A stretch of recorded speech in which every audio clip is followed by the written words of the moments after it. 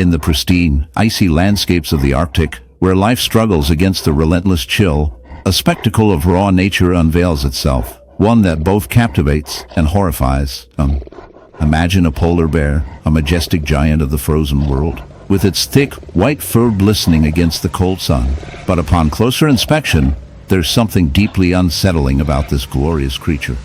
Its body is marred by a grotesque, pulsating wound. A hive of bees has settled upon it, turning this magnificent animal into an unfortunate canvas of nature's darker side. As we delve into this disturbing encounter, we cannot help but question, how did a bear, a symbol of strength and survival, become a casualty of a bee infestation? The first thing to note, as viewers, is the sheer irony of the situation. Bees, often heralded as the industrious workers of the natural world, play an essential role in the ecosystem.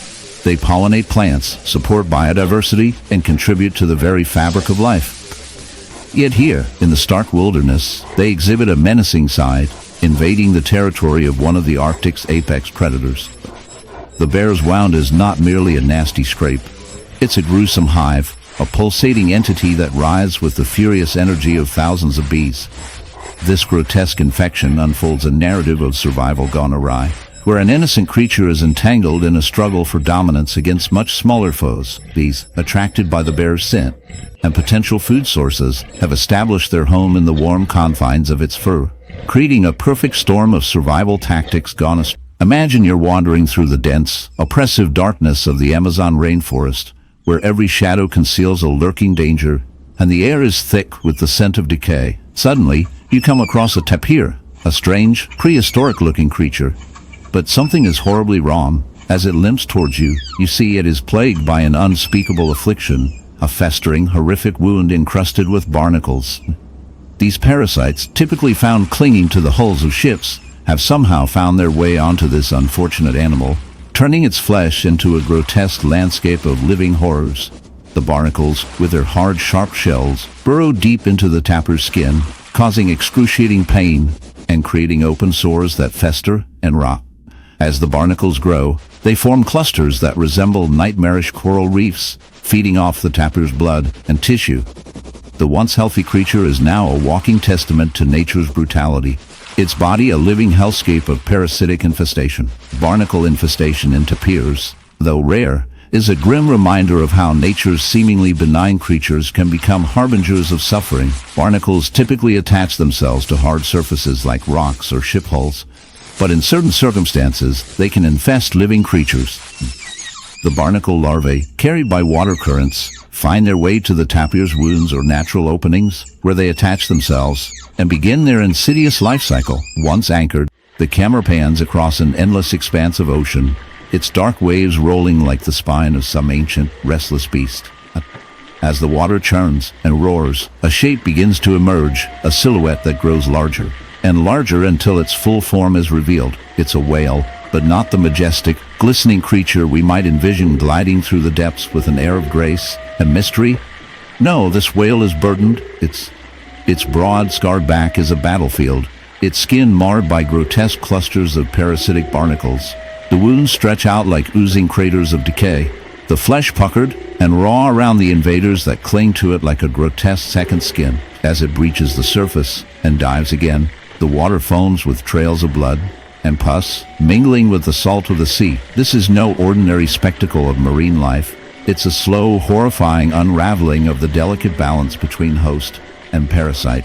The whale's once sleek, silvery body tells the tale of its struggle.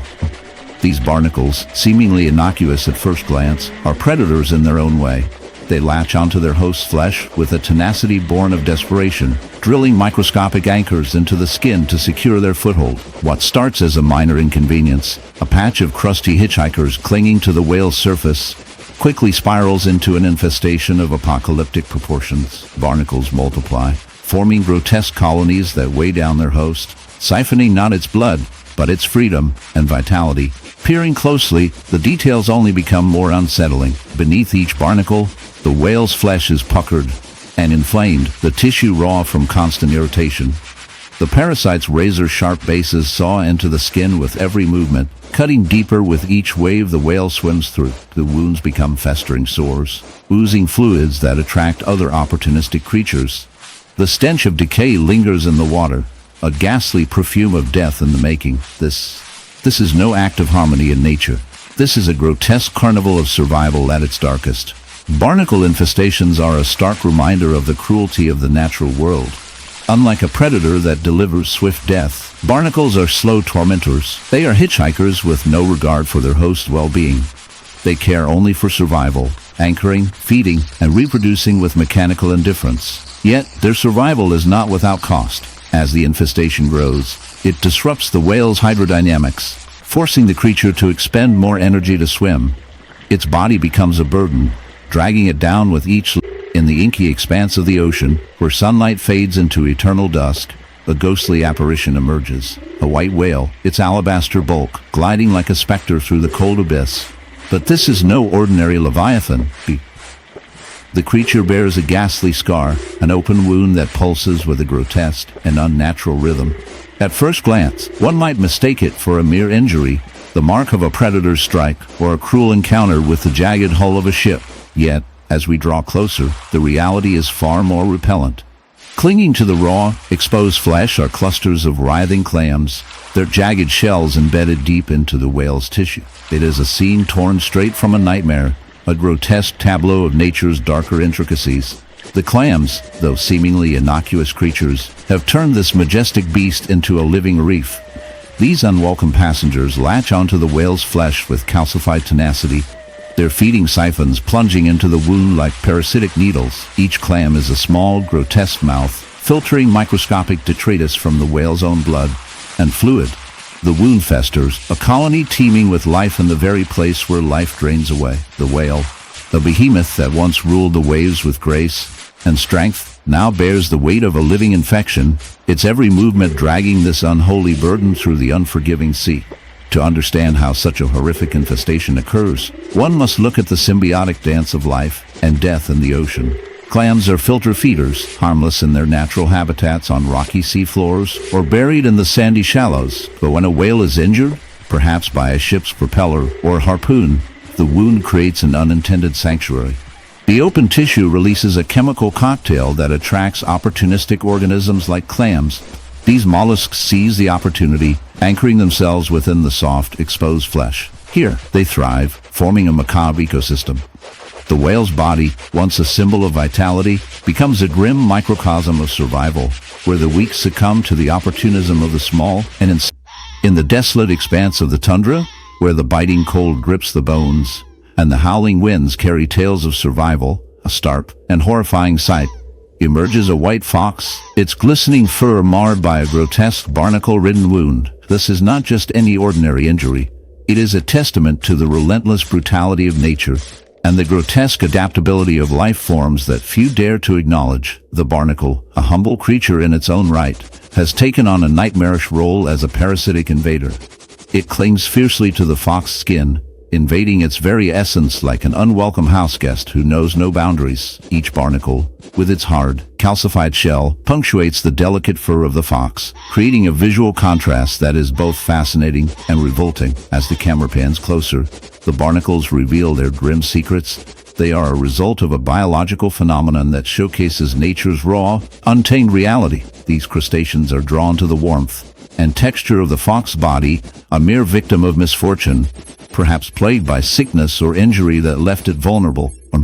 Barnacle larvae, microscopic in size, drift through the wind and water, waiting for a suitable host to latch onto.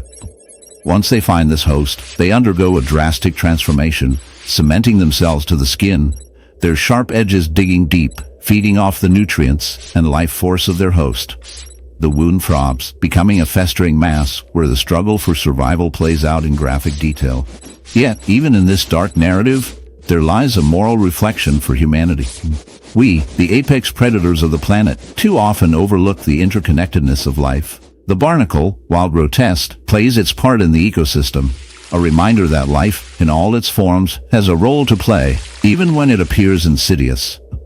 The fox, suffering yet inherently beautiful, illustrates nature's raw resilience amid horror. We are often quick to judge the ugly or the inconvenient, yet it is within these very narratives that the complexities of existence unfold. Imagine, just for a moment, if we were to shift our perspectives. Instead of viewing the barnacle as a villain, we could see it as an embodiment of tenacity, an unyielding testament to survival, albeit at a monstrous price. In this intricate dance of life and death, we are all connected. Each wound, each thrill, each grotesque spectacle tells a story that echoes through the ages. So remember, the next time you contemplate nature's darker elements, think not of horror alone, but of the shared struggle for existence that binds us all together. And who knows, maybe the next time you see a white fox limping through the tundra, you might just appreciate the barnacles clinging to its side as bizarre little reminders of life's tenacious grip on survival. After all, one creature's curse could very well be another's complex story.